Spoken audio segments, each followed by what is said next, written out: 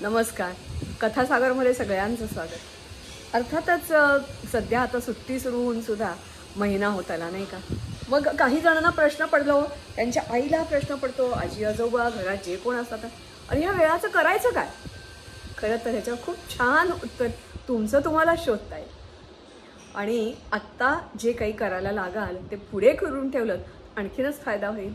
अशीच एक गोष्ट बघा. तुम्हाला हा चेहरा ओळखीचा वाटतोय का? अगदी बरोबर ओळखलत. शशांक केतकर, प्रसिद्ध अभिनेता. बरोबर ओळखलत. प्रसिद्ध अभिनेता शशांक केतकर. खरं तर ही त्याच्या संदर्भात मी जेव्हा काही लिहिलं ना, तेव्हा आत्ता एवढा तो मोठा नव्हता बरं का. पण पुण्याहून एक छोटीशी सॅग घेऊन माझ्याकडे आला आणि सुरुवातीची 4.5 वर्ष माझ्याकडे राहिला. त्या संदर्भात त्याचा जो छंद आहे त्या संदर्भातली गोष्ट आहे. खरी गोष्ट आहे. आणि गोष्टीचं नाव आहे छंदाचं मोल. आज ही गोष्ट निवडायचं कारण फक्त आणि फक्त एवढंच आहे की ह्यांनी जसा एक वेगळा छंद लावून घेतला, तुम्ही वेगळा छंद लावून घ्या. पोहणं असेल, तसंच ट्रेकिंगला जाणं, हायकिंगला जाणं, घरबैठे खेळ, बाहेर पटांगणावर खेळायचे खेळ, विणकाम, भरतकाम, क्रोशाचं वर्क, किचनमध्ये तुम्हाला कित्येकांना आवडू शकतं. नृत्य शिकू शकता, गाणी गाऊ शकता, कविता पाठ करू शकता, सुभाषित माला वाचन करू शकता, 1 ना 2.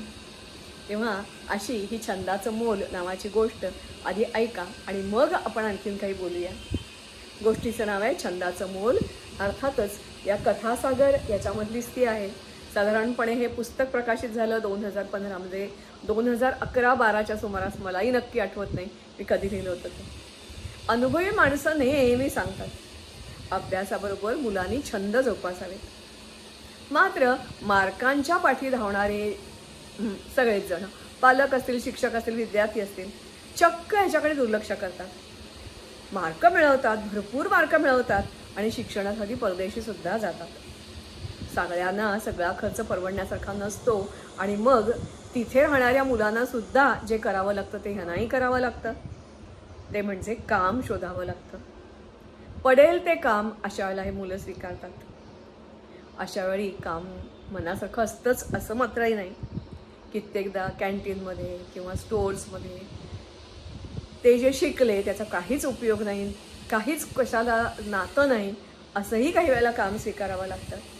मात्र अशा वेळेला एखादा छंद तुमच्या मदतीला धावून येऊ शकतो. उदाहरणार्थ शशांक केतकर नावाचा असाच एक मुलगा. शाळेबरोबर तो पोहणं शिकला.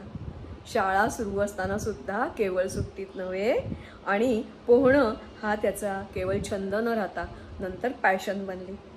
विविध स्पर्धेमध्ये त्यांनी डझनावारी बक्षिसे मिळवली. नंतर तो इंजिनियरही झाला. ओळखीचे विचारतात, काय फायदा झाला पोहणं करून आणि इंजिनियर एवढं शिकून. ते सुद्धा इथे नाही तर परदेशात जाऊनही त्यांनी इथे इंजिनिअरिंग कंप्लीट केलं आणि परदेशात जाऊनही डिग्री घेतली.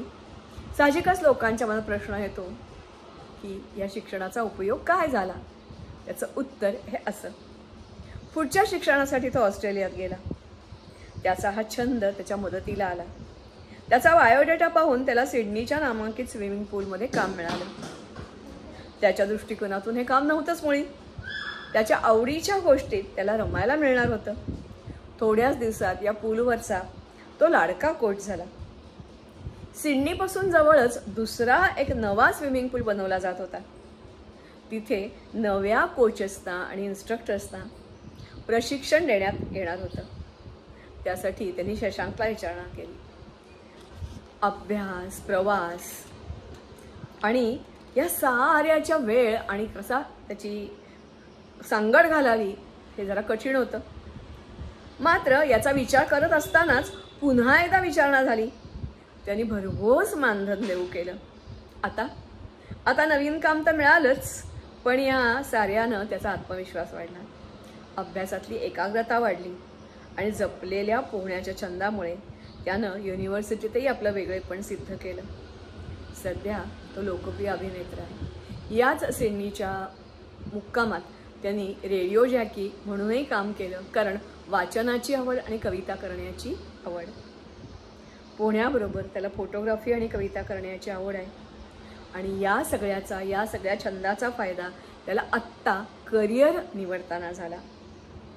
चला तर मग आपणही असा एखादा छंद निवडूया. जशी ही शशांकची गोष्ट, तशी तुम्हाला सगळ्यांना माहिती आहे की प्रसिद्ध अभिनेत्री डॉक्टर घाणेकर, डॉक्टर व्यवसायाने प्रोफेशन निवडलं वेगळंच.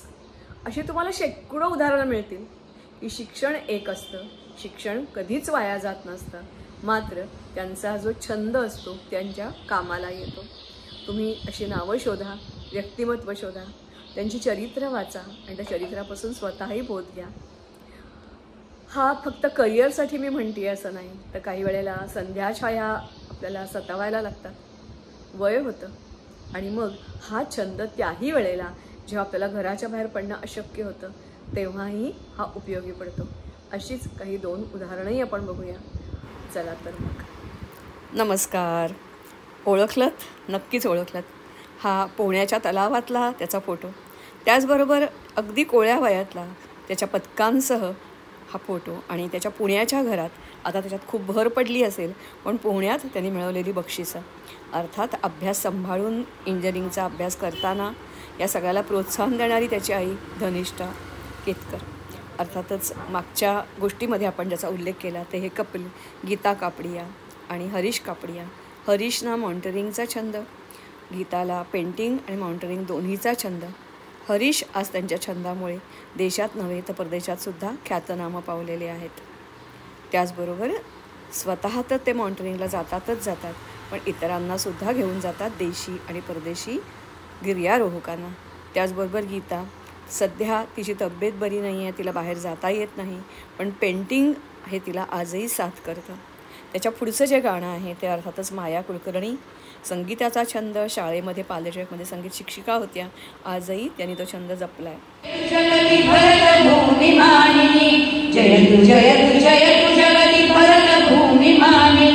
रक्त जोहरी रसात, प्राण जोहरी उरात, भाव शक्ती मानसात, प्राण देह पंजरात, माय भूमी रक्षणात, झुंज धुंद संगरात, या अशा उपाळतात लाभ उर्मी अंतरात, धडकली पुरी पिनी, खडकल्या कडापिनी, जय तु जगती भरत भूमी मानिनी, जय तु शौर्यशालिनी, जय तु पुण्यदायिनी, जय तु जगती भरत भूमी मानिनी, जय तु